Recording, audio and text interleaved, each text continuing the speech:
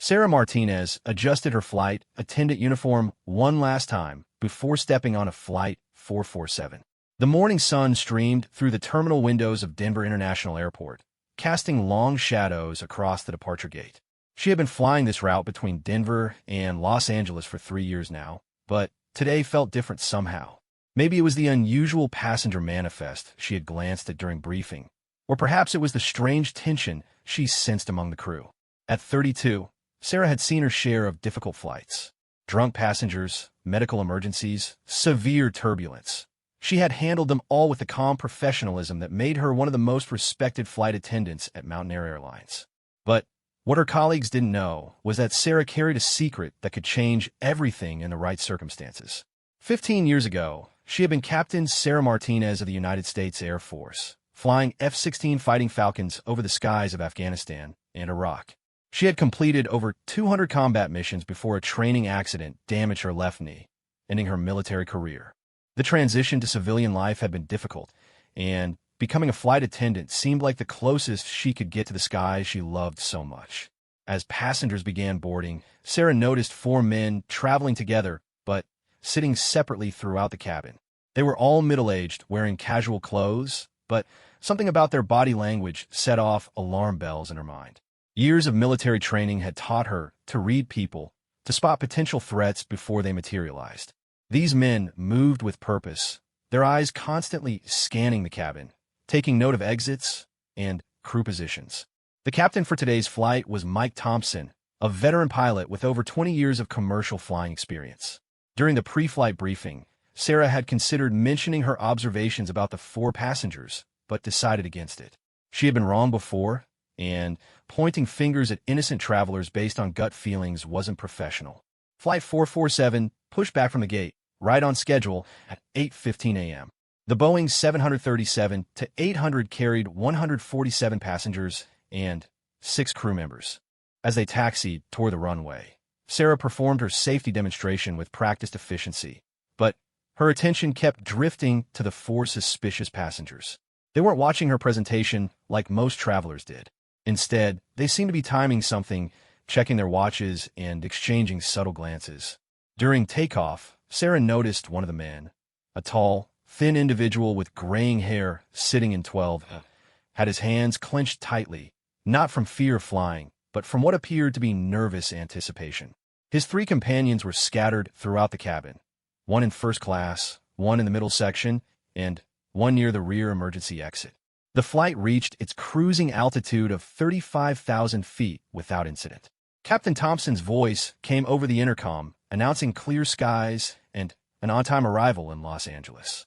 Passengers settled in for the 2.5-hour journey, pulling out laptops, books, and tablets. Sarah began the beverage service, starting from the front of the aircraft. When she reached row 12, the suspicious passenger in 12A ordered coffee, but held her wrist as she handed him the cup. "Ma'am," he said quietly, his accent suggesting Middle Eastern origins, "in about 10 minutes, some things are going to happen on this airplane. I need you to stay calm and follow instructions exactly." Sarah's blood ran cold, but her military training kicked in immediately. She kept her expression neutral and continued serving beverages, her mind racing through possible scenarios and responses. She had suspected something like this might happen, but hoping she was wrong and knowing she was right were 2 very different things. As she made her way through the cabin, Sarah discreetly observed the positions of all 4 men. The one in first class had moved to an aisle seat. The man in the middle section was now standing near the bathroom, ostensibly waiting in line. The 4th hijacker near the rear had also repositioned himself for optimal movement through the aircraft. At exactly 9:47 a.m., 47 minutes into the flight, everything changed. The man from first class suddenly stood up and shouted in accented English, "Ladies and gentlemen, this aircraft is now under our control." He produced what appeared to be a knife, actually a sharpened plastic comb that had somehow made it through security. Passengers began screaming as the other 3 hijackers simultaneously revealed similar improvised weapons. Everyone remained seated, and "You will not be harmed," the leader continued. "We are taking this aircraft to a new destination. Do not try to be heroes." Sarah watched in horror as the hijacker from the middle section rushed toward the cockpit. She could hear Captain Thompson and his co-pilot arguing with someone over the intercom before the communication system was cut off. The cockpit door, which should have been reinforced after September 11th, had apparently been compromised.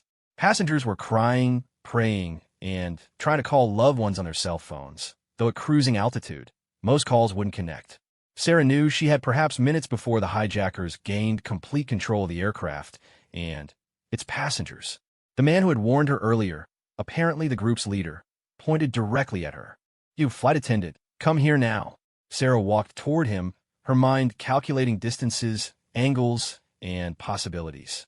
Her military training was flooding back. Target assessment, threat evaluation, tactical response options.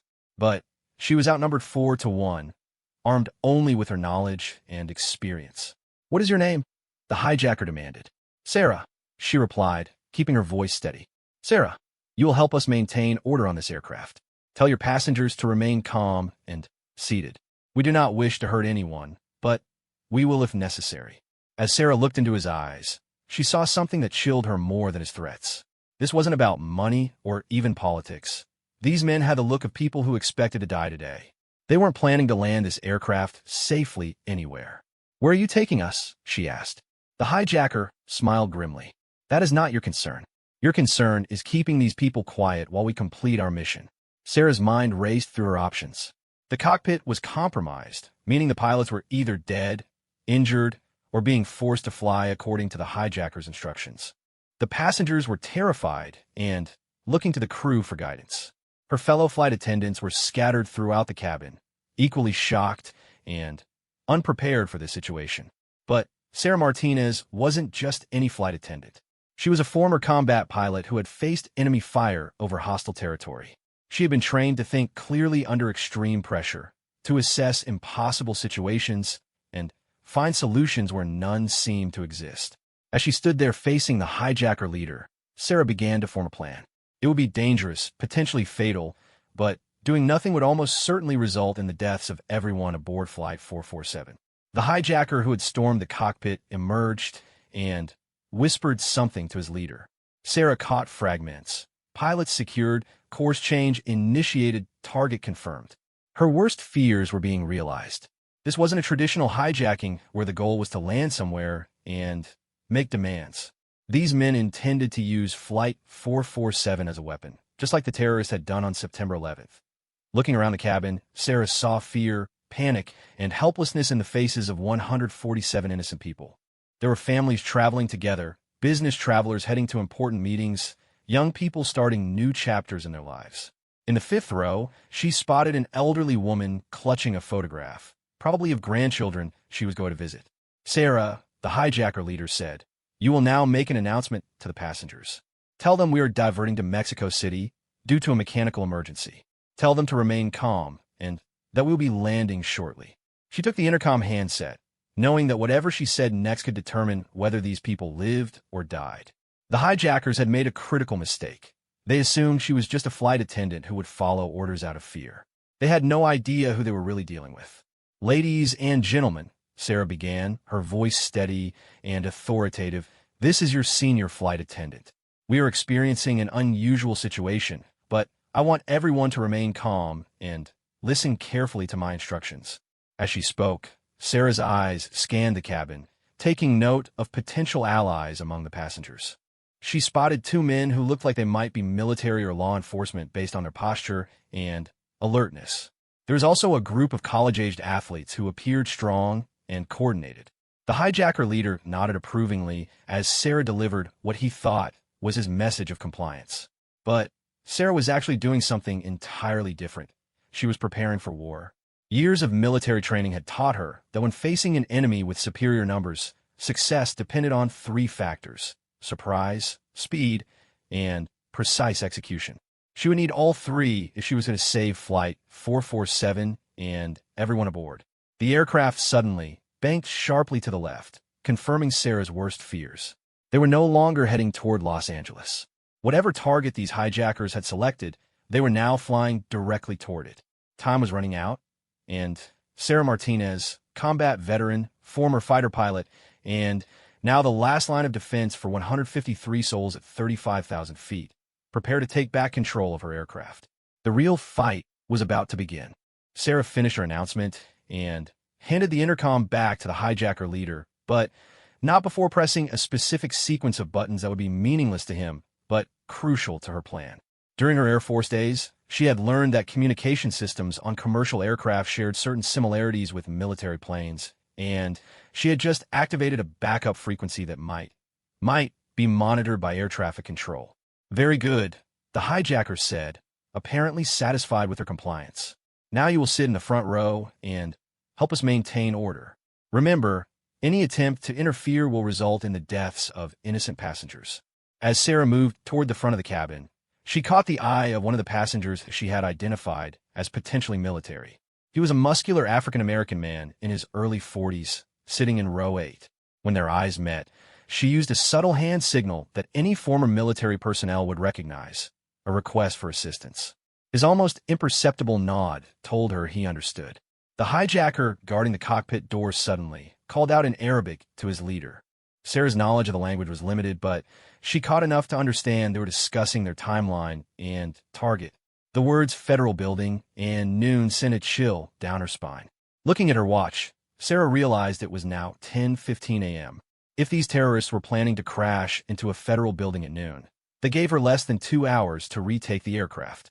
But first, she needed to understand exactly what they were dealing with in the cockpit. The aircraft banked again, this time more sharply, and Sarah could feel the change in engine power. Whoever was flying the plane now, whether it was the hijackers or the pilots under duress, was clearly following a new flight path. She estimated they were now heading southeast, possibly toward Phoenix or Tucson based on the sun's position and their approximate flight time. The passenger she had signaled earlier, the one with military bearing, suddenly stood up and approached a row, moving slowly to avoid alarming the hijackers. "Excuse me," he said to the nearest terrorist. "I need to use the restroom. My diabetes medication is making me sick." The hijacker looked uncertain, but nodded toward the back of the plane. As the passenger walked past Sarah, he whispered almost inaudibly, "Staff Sergeant Marcus Williams, Army Rangers. What's the plan?" Sarah's heart leaped. Army Rangers were among the most elite soldiers in the military, trained for exactly this kind of high-stakes situation. She quickly whispered back, "Former Air Force pilot. Need to retake cockpit. Can you identify other assets?" Marcus continued toward the restroom, but not before giving her another subtle hand signal indicating he understood. As he walked through the cabin, Sarah watched him make eye contact with several other passengers. The athletes she had noticed earlier, 2 men in business suits who now seemed more alert, and, surprisingly, an elderly woman who returned Marcus's glance with the sharp awareness of someone who had seen conflict before. The hijacker leader was now pacing near the front of the cabin, speaking quietly into what appeared to be his satellite phone. Sarah strained to listen, catching fragments about timing, targets, and coordination with other cells. Her worst fears were being confirmed. This wasn't an isolated incident. Suddenly, the aircraft lurched violently to one side, throwing passengers against their armrests and causing the overhead bins to rattle. One of the hijackers stumbled and dropped his improvised weapon. Sarah saw her first opportunity. Moving with the lightning reflexes that had made her one of the Air Force's top pilots, Sarah lunged forward and grabbed the fallen weapon, a sharpened plastic fork with duct tape wrapped around one end for a handle. Before the hijacker could react, she had rolled under the seats and emerged 3 rows back. "Federal Air Marshal," she shouted, hoping to confuse the situation and buy time for Marcus and the other passengers to react. It wasn't true, but in the chaos of the moment, it might work. The hijacker leader spun around, his own weapon raised, but Sarah was already moving. Years of combat training had taught her that in close-quarters battle, mobility was everything. She couldn't stay in one place long enough for them to coordinate their response. Marcus Williams exploded into action from the rear of the aircraft, tackling the hijacker near the emergency exit with the precision of a Special Forces operative. The 2 men crashed into the galley area, locked in a desperate struggle for the terrorist's weapon. The business-suited passengers Sarah had noticed earlier revealed themselves to be off-duty federal agents, producing credentials and moving to secure the hijacker in the middle section. But the 4th terrorist, the one guarding the cockpit, had barricaded himself behind the galley cart and was shouting threats about killing the pilots.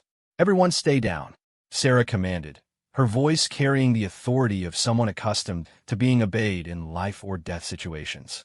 Most passengers complied immediately, sensing that something significant was happening beyond their understanding. The hijacker leader was backing toward the cockpit, his weapon pointed at Sarah, but his eyes darting between her and the other passengers who were now moving to help subdue his colleagues. He shouted something in Arabic, and Sarah heard the unmistakable sound of the cockpit door being barricaded from the inside. "You have made a terrible mistake," the leader hissed at Sarah. "Even if you stop us, others will complete our mission.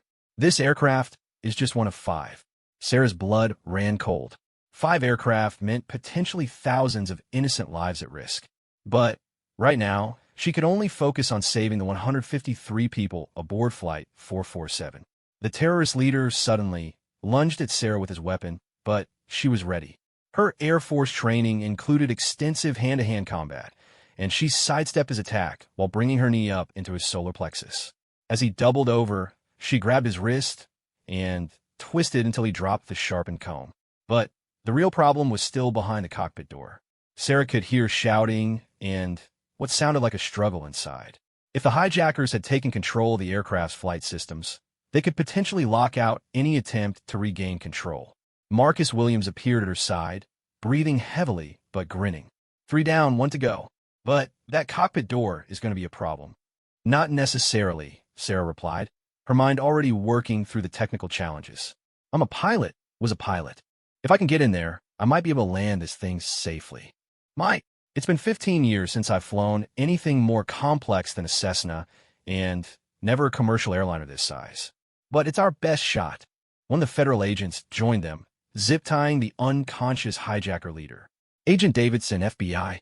We've secured 3 of them, but the 4th one has definitely barricaded himself in the cockpit. We can hear him in there with the pilots." Sarah moved to the cockpit door and listened carefully. The sounds inside were troubling. She could hear Captain Thompson's voice, but it was strained, and he seemed to be responding to threats. There were also unfamiliar voices and what sounded like someone working with the aircraft's controls. "This is going to sound crazy," Sarah said to Marcus and Agent Davidson, "but I need to get into that cockpit, and the only way to do that is to make the hijacker think he's winning." "What do you mean?" Davidson asked. "The aircraft is still flying toward their target, which means they need someone to actually pilot the plane for the final approach. They probably plan to force Captain Thompson to do it, but if they think I'm a pilot who might cooperate." Marcus shook his head. "That's incredibly dangerous. If you go in there and they figure out what you're really planning, then we're all dead anyway," Sarah finished. "Right now, we're flying toward a target that's probably crowded with innocent people. Even if we all die stopping them, it's better than letting them succeed." Agent Davidson was already on his radio, trying to contact air traffic control. "I'm not getting through. They've probably jammed communications or damaged the equipment." Sarah looked at her watch, 10:45 a.m. If the hijackers were planning to hit their target at noon, that left just over an hour to figure out their plan and stop it. But first, she needed to understand exactly what they were dealing with. "I'm going to try something," she announced. Moving to the cockpit door, she knocked in a specific pattern. 3 quick, 2 slow, 3 quick. It was an old military signal that might confuse the hijacker inside long enough for her to start conversation. "Who is that?" came a heavily accented voice from inside the cockpit. "This is the flight attendant," Sarah called out. "The passengers have been secured. The leader wants to speak with you about the final approach." There was a long pause, then the sound of the barricade being moved. The door opened slightly, revealing the 4th hijacker, a young man with intense eyes and a makeshift weapon pressed against Captain Thompson's throat. "Where is Khalil?" the hijacker demanded, referring to his leader. "He's securing the passengers in the rear. He sent me to tell you that the federal agents on board have been neutralized and to prepare for the final phase." Sarah could see past the hijacker into the cockpit. Captain Thompson was alive, but had been beaten. His co-pilot was slumped unconsciously over his controls, and the aircraft's autopilot system appeared to have been tampered with. "You are lying," the hijacker said suddenly. "I can see Khalil tied up in the front row." Sarah's deception had bought her a few precious seconds, but now she was face to face with a desperate terrorist holding a knife to her captain's throat. Everything that happened in the next few moments would determine whether Flight 447 became another weapon of mass destruction or whether she could somehow save everyone aboard. Listen to me very carefully, Sarah said, her voice calm but firm. I know you think your mission is righteous, but these innocent people don't deserve to die. Let me help you find another way. The hijacker's eyes narrowed, and Sarah realized she had perhaps seconds before he either killed Captain Thompson or called for backup from his captured colleagues. Time was running out, and the real battle for Flight 447 was just beginning. The young hijacker pressed his improvised blade harder against Captain Thompson's throat, drawing a thin line of blood. His eyes darted between Sarah and the bound figures of his colleagues visible through the cockpit doorway. "You have ruined everything," he screamed, his accent thick with rage and desperation. "But it does not matter. This aircraft is programmed to reach its target. Even if you kill me, you cannot stop what is coming." Sarah's mind raced as she processed this new information. If the autopilot had been reprogrammed with a specific target, simply retaking the cockpit might not be enough. She needed to understand exactly what they were dealing with technically. "What target?" she asked, keeping her voice steady while slowly shifting her weight forward. "The federal building in Phoenix," he replied, apparently beyond caring about operational security. "At exactly noon, when it is filled with government workers. My brothers and I will be martyrs, and America will remember this day forever." Sarah glanced at her watch. 10:52 a.m. Phoenix was less than 2 hours away at their current speed and heading. But more importantly, she now knew their exact target, which meant she might be able to calculate an alternative approach that would avoid civilian casualties. Captain Thompson, despite the blade at his throat, managed to catch Sarah's eye and mouth a single word: override. Sarah understood immediately. Most modern commercial aircraft had emergency override systems that could countermand autopilot programming, but they required specific pilot codes and procedures. If Captain Thompson was alert enough to think about technical solutions, it meant the situation might not be completely hopeless. "Listen," Sarah said to the hijacker, "your friends are captured, but you still have a chance to complete your mission. I'm a pilot. I can help you with a final approach to ensure you hit your target precisely." The young man's eyes widened slightly. In his desperation and inexperience, he was grasping for any hope of success. "You are lying," he said, but with less certainty than before. "Former Air Force," Sarah replied truthfully. "I know these systems. If you program the autopilot, there are still manual adjustments needed for the final approach, especially if there's wind or weather at the target." Behind her, Sarah could hear Marcus Williams and Agent Davidson organizing the passengers and securing the captured hijackers. Several passengers were providing medical attention to those who had been injured during the struggle, while others were trying to comfort frightened children. The hijacker seemed to be weighing his options. Sarah could see the conflict in his face, desperation to complete his mission versus uncertainty about trusting her. "Show me," he finally said, lowering the blade slightly from Captain Thompson's throat. "Prove you can fly this aircraft." This was the opening Sarah had been waiting for. As she stepped into the cockpit, her pilot training from 15 years ago came flooding back. The Boeing 737's layout was different from the F-16 she had flown in combat, but the basic principles of flight were universal. "First, I need to check our current heading and altitude," she said, moving toward the instrument panel.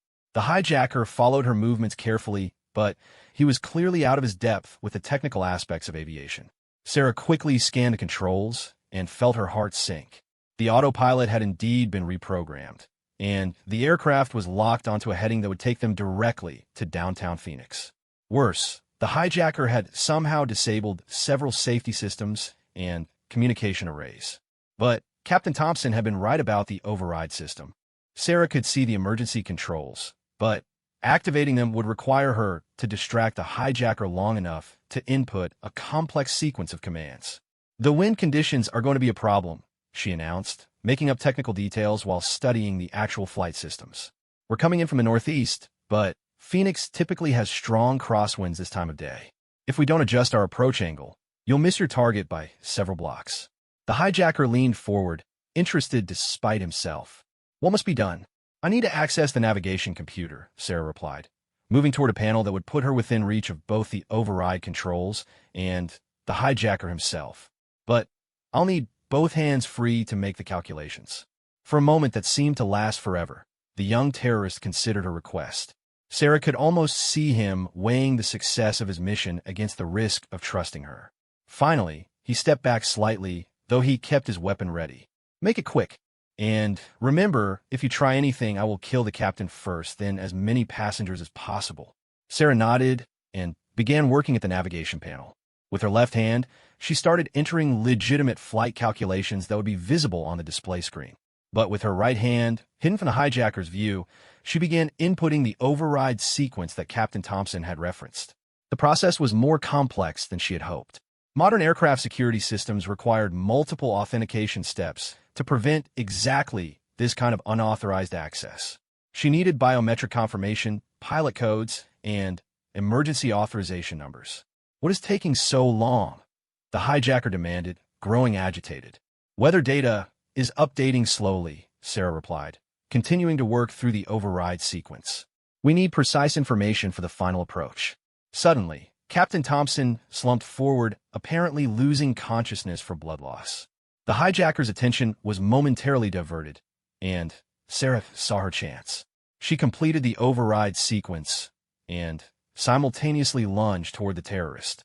Her Air Force combat training kicked in as she grabbed his wrist and twisted the improvised weapon away from him. But the young man was stronger than he looked, and they crashed into the instrument panel, setting off multiple alarms. "Marcus!" Sarah shouted, hoping her voice would carry over the aircraft's alarm systems. The hijacker managed to break free and grabbed for a backup weapon, another sharpened piece of plastic he had concealed in his jacket. But as he raised it toward Sarah, Captain Thompson suddenly revived and grabbed the terrorist's ankle, sending him sprawling across the narrow cockpit. Marcus Williams appeared in the doorway like an avenging angel, tackling the hijacker before he could regain his footing. Within seconds, the last terrorist was subdued and zip-tied alongside his unconscious colleagues. "Is everyone secure?" Sarah called out, already turning back to the aircraft controls. "All hijackers down," Agent Davidson confirmed from the cabin. "But we got bigger problems. I finally got through to air traffic control, and there are military jets scrambling to intercept us. If they think we're still under terrorist control, they'll shoot us down," Sarah finished grimly. The thought of F-16s like the one she used to fly being vectored to destroy her aircraft was both ironic and terrifying. She quickly assessed the situation on the flight deck. Captain Thompson was conscious, but badly injured. His co-pilot was still unconscious, and the aircraft's autopilot system had been severely compromised by the hijacker's tampering. "Can you fly this thing?" Marcus asked bluntly. Sarah looked at the complex array of instruments and controls. It had been 15 years since her last military flight, and she had never piloted anything as large as a commercial airliner. The Boeing 737 carried 153 souls, weighed over 150,000 pounds when fully loaded, and required completely different technique from the fighter jets she was trained on. "I can try," she said, taking the pilot's seat. "But first, we need to contact air traffic control and let them know we've retaken the aircraft." Agent Davidson was already working on communications. "I'm getting through, but they want verification that we're really in control. The military is apparently treating this as part of a coordinated attack. They said something about multiple aircraft." Sarah's blood ran cold. The hijacker leader had mentioned 5 planes. If terrorists had targeted 5 commercial flights simultaneously, this could be the beginning of something far worse than anyone had imagined. But right now, she had to focus on saving Flight 447. The aircraft was still flying toward Phoenix on autopilot, and she needed to either reprogram its course or take manual control. "This is Sarah Martinez, former captain, United States Air Force, currently in control of hijacked Flight 447. She transmitted on the emergency frequency. "We have subdued all terrorists and require immediate assistance with navigation and landing procedures." The response was immediate. "Flight 447, this is Denver Control. You are currently being tracked by military interceptors. State your intentions and provide authentication of your identity." Sarah looked at her watch, 11:15 a.m. They were now less than 45 minutes from the hijacker's target, and she still wasn't sure she could safely land the aircraft even if she managed to change course. "Denver Control, we need immediate vector to the nearest suitable airport and emergency services standing by. I'm a qualified pilot, but not current on commercial aircraft procedures." There was a pause that seemed to last forever. Then, "Flight 447, Be advised that you are one of 5 aircraft currently hijacked or missing. Due to security concerns, you must follow precise instructions for any course changes. Unauthorized deviations will result in military intervention. Sarah understood the subtext. If she made any moves that looked threatening, the F-16s shadowing them would open fire. The same type of aircraft she had once flown would destroy her if she made a single mistake. Captain Thompson managed to raise his head and point weakly at the autopilot panel. Manual override, he whispered, but you'll need landing certification for approach. Sarah realized the full complexity of her situation. Even if she could take manual control of the aircraft and change course away from Phoenix, she still had to land nearly 80 tons of aircraft safely.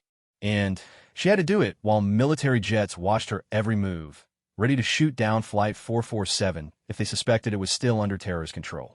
Looking out at the clear blue sky ahead, Sarah saw the desert landscape of Arizona beginning to appear below them. Somewhere out there were the other hijacked aircraft, each carrying their own cargo of innocent people and their own desperate terrorists. But Flight 447 was her responsibility now. She was the only thing standing between 153 innocent passengers and either a fiery crash in downtown Phoenix or an equally devastating missile strike from her own country's military. Sarah Martinez, former combat pilot turned flight attendant, placed her hands on the controls of the Boeing 737 and prepared to attempt the most difficult flight of her life. Sarah's hands trembled slightly as she gripped the Boeing 737's controls for the first time. The weight of responsibility for 153 lives pressed down on her like the Arizona heat rising from the desert below.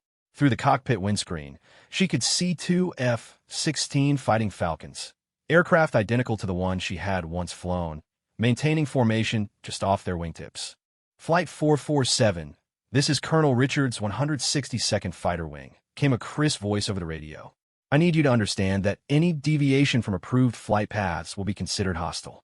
We have authorization to use deadly force if necessary. Sarah keyed the radio, her voice steady despite the circumstances.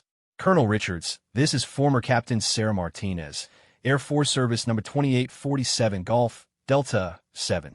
I flew F-16s out of Balad Air Base, Iraq, 2007 to 2009. Check my records if you need verification. There was a long pause. Then, Captain Martinez, your service record shows you were an exceptional pilot. But commercial aviation is completely different from fighter jets. Are you certain you can handle a 737? Honestly, Colonel, no. But I'm the best chance these people have. Captain Thompson, despite his injuries, had managed to pull himself into the co-pilot's seat. His face was pale from blood loss, but his hands moved steadily across the instrument panel. Sarah, he whispered, I can talk you through the procedures, but my vision is getting blurry. You'll have to be my eyes and hands. Agent Davidson appeared in the cockpit doorway. Air traffic control is vectoring us away from Phoenix, but there's a problem. The other hijacked aircraft, 2 have already crashed into targets in Washington, D.C. and Atlanta. The military is treating any aircraft that doesn't follow exact instructions as hostile. Sarah felt sick. Hundreds, maybe thousands of people were already dead, and the day was far from over. But she couldn't think about that now. She had to focus on the aircraft under her control. What's the nearest suitable airport? She asked Captain Thompson. Flagstaff, he replied weakly. Small airport, but the runway is long enough for emergency landing. Problem is, he paused to catch his breath. The approach is tricky. Mountains on 3 sides, and you'll be coming in heavy since we haven't burned off much fuel. Sarah studied the navigation display. Flagstaff was about 60 miles northeast of their current position. The approach would require threading between mountain peaks, and she would have to land an aircraft that still carried nearly 20,000 pounds of fuel. Denver Control, requesting vector to Flagstaff Regional Airport for emergency landing, Sarah transmitted. Flight 447, you're cleared direct to Flagstaff. Be advised that emergency services are standing by, and you'll have a clear approach corridor. Military escort will maintain visual contact throughout descent. As Sarah began to turn toward Flagstaff, she felt the aircraft respond sluggishly to her inputs. The 737 was nothing like the nimble F-16 she was accustomed to. Every control movement required anticipation and smooth pressure rather than the quick, sharp responses of a fighter jet. Captain Thompson guided her through the pre-landing checklist, his voice growing weaker, but his instructions remaining clear. Reduce power gradually, he said.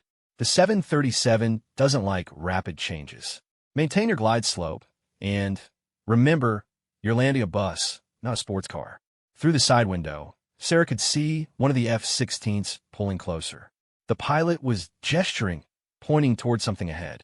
Sarah looked forward and saw what had caught his attention, a massive plume of smoke rising from the direction of Phoenix. "What is that?" she asked Agent Davidson, who was monitoring multiple radio frequencies. His face was grim. "Another aircraft. Flight 892 from San Diego." The hijackers succeeded before anyone could stop them. Sarah closed her eyes for a moment, said a silent prayer for the victims, then forced herself to focus on the task ahead. She couldn't save the people who had already died, but she could save the 153 souls depending on her right now. The approach to Flagstaff was indeed challenging.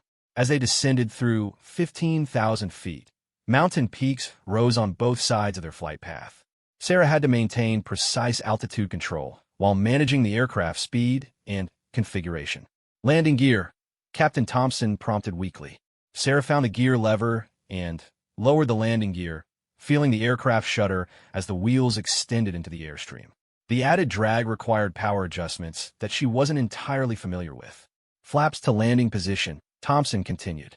Each configuration change required Sarah to relearn the aircraft's handling characteristics. The 737 was stable but unforgiving. It demanded precision and smoothness in every input. Marcus Williams had secured all the passengers and was now helping to monitor the cabin conditions. "Everyone's strapped in tight," he reported. "Some injuries from the initial struggle, but nothing life-threatening. The passengers know what's happening, and they're praying for you up here." As they approached the outer marker for Flagstaff Regional Airport, Sarah could see the runway ahead, a thin strip of asphalt surrounded by high desert terrain. Emergency vehicles were lined up along the taxiways, their red and blue lights flashing in the afternoon sun. "Flight 447, this is Flagstaff Tower. You are cleared to land, runway 21. Wind is 240 degrees at 12 knots, visibility 10 miles. Emergency equipment is standing by." Sarah's hand was steady on the controls now, muscle memory and training taking over. She had made hundreds of combat landings under enemy fire. This was just another mission that required precision and courage. "Power back," Captain Thompson whispered. "You're coming a little hot." Sarah reduced the throttles, feeling the aircraft slow as it descended toward the runway. The F-16 escort had pulled away to give her room, but she knew they were still watching, ready to react if anything went wrong. At 500 feet above the ground, Sarah could see individual people on the airport grounds, emergency workers, airport personnel, and what appeared to be families of passengers who had somehow learned about Flight 447 situation. "Looking good," Captain Thompson said, his voice barely audible now. "Just like riding a bicycle. Trust your training." At 100 feet, Sarah could see the runway numbers painted on the asphalt. The aircraft was lined up perfectly, speed under control, descent rate steady. For a moment, she felt like she was back in the Air Force, bringing her F-16 home from another successful mission. The main landing gear touched down with a slight bump. Then, the nose gear settled onto the runway. Sarah immediately deployed the thrust reversers and applied wheel brakes, feeling the massive aircraft slow as it rolled down the Flagstaff runway. "We're down," she announced over the intercom. "Ladies and gentlemen, we are safely on the ground at Flagstaff Regional Airport." The cabin erupted in cheers and applause. Passengers were crying, hugging each other, and calling out thanks to the crew who had saved their lives. But even as emergency vehicles surrounded the aircraft and passengers began the evacuation process, Sarah's mind was on the bigger picture. 2 aircraft had already been used as weapons, killing hundreds of innocent people. The hijackers had mentioned 5 planes total, which meant there were still 2 more threats out there. Agent Davidson was coordinating with federal authorities on the ground. "FBI is taking custody of the captured hijackers," he reported. "They want to debrief everyone immediately. These terrorists might have information about the other aircraft." As Sarah finally released the controls and sat back in the pilot's seat, she felt the full weight of what had just happened. She had successfully landed a commercial airliner with no training on the specific aircraft type, saved 153 lives, and prevented another terrorist attack on American soil. But the day wasn't over yet. Colonel Richard's voice came over the radio one final time. "Captain Martinez, I've been flying for 22 years, and that was one of the finest pieces of airmanship I've ever witnessed. Your country owes you a debt of gratitude." Looking out at the passengers disembarking under the protection of FBI agents and emergency workers, Sarah felt a mixture of relief, exhaustion, and continued worry. Somewhere out there, 2 more aircraft were still unaccounted for, carrying their own cargo of innocent passengers and determined terrorists. The elderly woman from row 5, the one who had been clutching the photograph of her grandchildren, stopped at the cockpit door as she was evacuated. "Thank you," she said simply, tears streaming down her face. "Thank you for bringing us home." Sarah nodded, unable to speak past the lump in her throat. She had kept her promise to herself and to these passengers. But as FBI agents prepared to debrief her about the hijackers' plans and the ongoing terrorist operation, she knew that Flight 447 was just one chapter in a much larger and more dangerous story. The war wasn't over.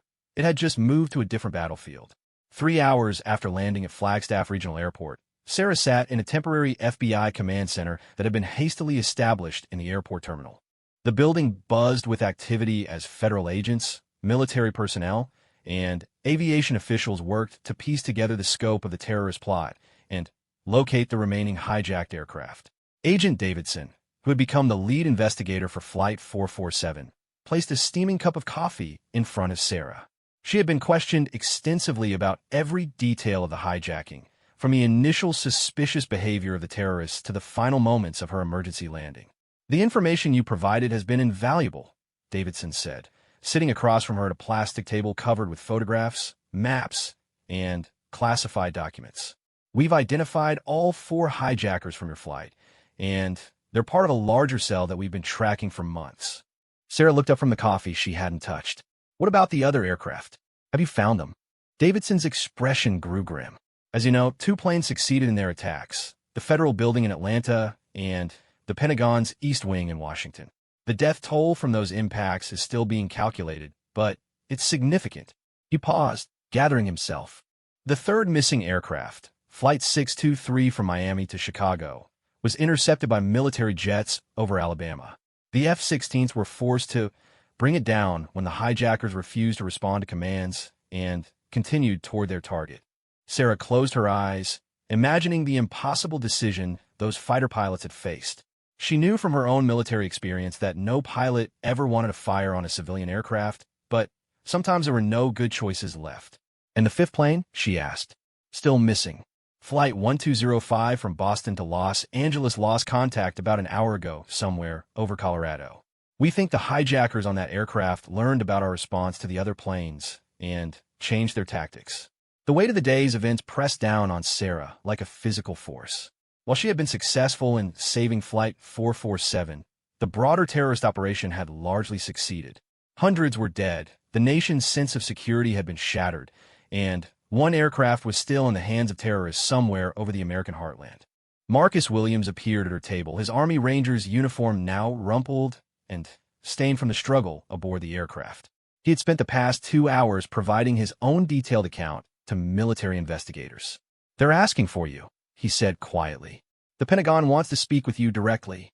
Sarah was escorted to a secure communications room where a video conference had been established with senior military and civilian officials in Washington.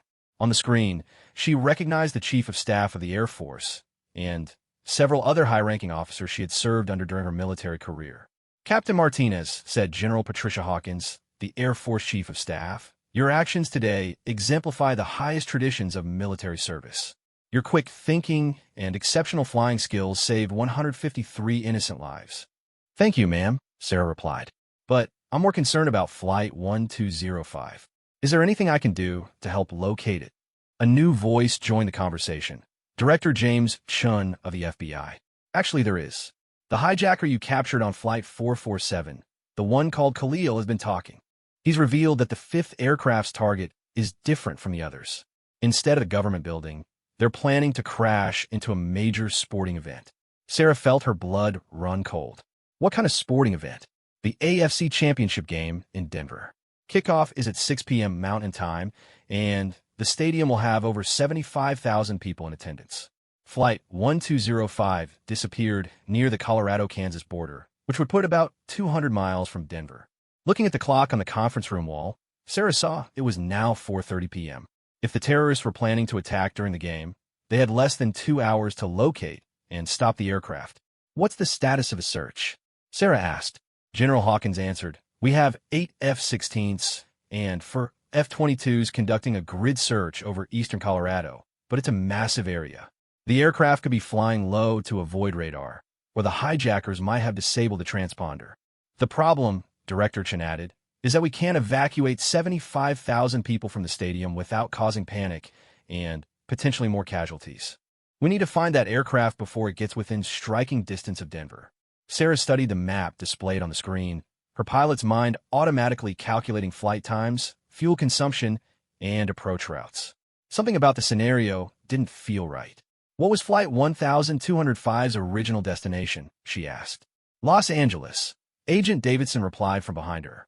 "And it was hijacked over Colorado, heading west." Sarah continued thinking aloud. "Yes, why?" Sarah stood up and moved closer to the map. "If I were planning this attack, I wouldn't fly directly from the hijack point to the target. That's too predictable. I'd want to approach from an unexpected direction." She traced a route with her finger. What if they didn't turn toward Denver immediately?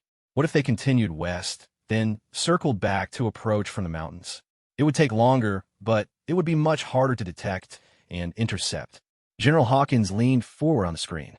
"That would put them somewhere over western Colorado or eastern Utah right now. But that's an even larger search area." "Not necessarily," Sarah replied, her tactical training kicking in. "If they're planning to attack during the game, they need to time their approach carefully. A commercial airliner can't just dive bomb a stadium. They need to maintain some altitude for accuracy and to avoid anti-aircraft defenses." Director Chen looked intrigued. "What are you suggesting?" "I'm suggesting that Flight 1205 isn't trying to hide. It's trying to position itself for a precise attack. If I can figure out their approach route, we might be able to predict where they'll be." For the next 20 minutes, Sarah worked with air traffic controllers and military analysts to model possible flight paths. Using her knowledge of both commercial aviation and tactical flying, she identified 3 potential approach routes that would allow the hijacked aircraft to reach the Denver Stadium during the game. "The most likely approach is from the southwest," she concluded, pointing to the map. "They could use the natural terrain of the Rocky Mountains to mask their approach until the last possible moment." General Hawkins was already issuing orders to redirect the search aircraft. "All units, new search pattern. Focus on the southwestern approach to Denver. Altitude 8,000 to 12,000 feet." As military units scrambled to implement the new search strategy, Agent Davidson pulled Sarah aside. "There's something else. The hijacker Khalil mentioned that if their plan failed, they had a backup target." "What kind of backup target?" "A nuclear power plant about 50 miles northwest of Denver. If they can't reach the stadium, they might try to crash into the reactor facility." Sarah felt a chill run down her spine. A direct hit on a nuclear plant could contaminate hundreds of square miles and kill thousands of people from radiation exposure. At 5:15 p.m., the radio crackled with urgent communication from one of the F-22 pilots. "Control, this is Viper 1. I have visual contact with a commercial airliner flying low through the mountain valleys, approximately 40 miles southwest of Denver." No response to radio hails. Sarah grabbed the radio microphone. "Viper 1, this is former Air Force Captain Martinez. Can you identify the aircraft type and read any markings?" "It's a 737, appears to be Mountain Air Airlines livery.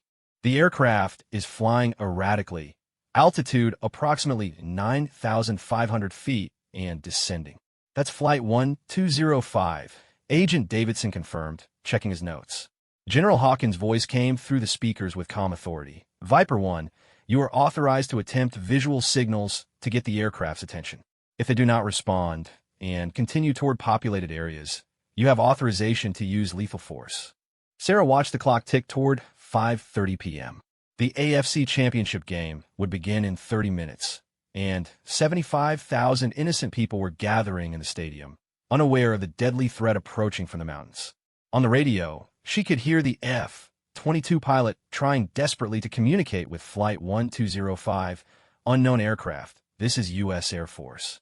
You are in restricted airspace. Change heading immediately or you'll be fired upon." There was no response from the hijacked airliner. Viper 1, General Hawkins said quietly, "You have authorization to engage." "Repeat, you are authorized to use lethal force to prevent the aircraft from reaching its target." Sarah closed her eyes and said a silent prayer for the innocent passengers aboard Flight 1205 and for the fighter pilot who would have to carry out this terrible duty. At 5:47 p.m. Mountain Time, 13 minutes before kickoff of the AFC Championship game, 2 a.m., 120 missiles from the F-22 Raptor struck the hijacked Flight 1205 as it approached the Denver metropolitan area. The aircraft disintegrated over an uninhabited section of the Rocky Mountain foothills, killing all 142 passengers and crew members aboard. But 75,000 people in the stadium lived to see another day, as did countless others who would have been affected by a nuclear disaster. In the quiet that followed, Sarah sat in the airport conference room, surrounded by federal agents and military personnel who were beginning to process the magnitude of what had happened. 5 commercial airliners had been hijacked in a coordinated terrorist attack. 3 had succeeded in reaching their targets, killing hundreds. 2 had been stopped, one by passengers and crew fighting back, and one by military intervention. The official report would later credit her with saving 153 lives through her piloting skills and tactical analysis that helped locate the 5th aircraft before it could complete its mission. But Sarah Martinez, former Air Force captain and current flight attendant, knew that the real heroes were the passengers who had fought back, the crew members who had refused to give in to fear, and the military pilots who had made impossible decisions to protect their fellow Americans. As the sun set over the Arizona desert, Sarah finally picked up her untouched coffee and took a sip. It was cold now, but it was the best coffee she had ever tasted. She was alive, her passengers were alive, and somehow, despite everything, tomorrow would come. The hijackers had seized the plane, but they had not seized the day. In the end, courage, training, and the refusal to surrender had proven stronger than hatred and terror. Flight 447 was safely on the ground, and Sarah Martinez was going home.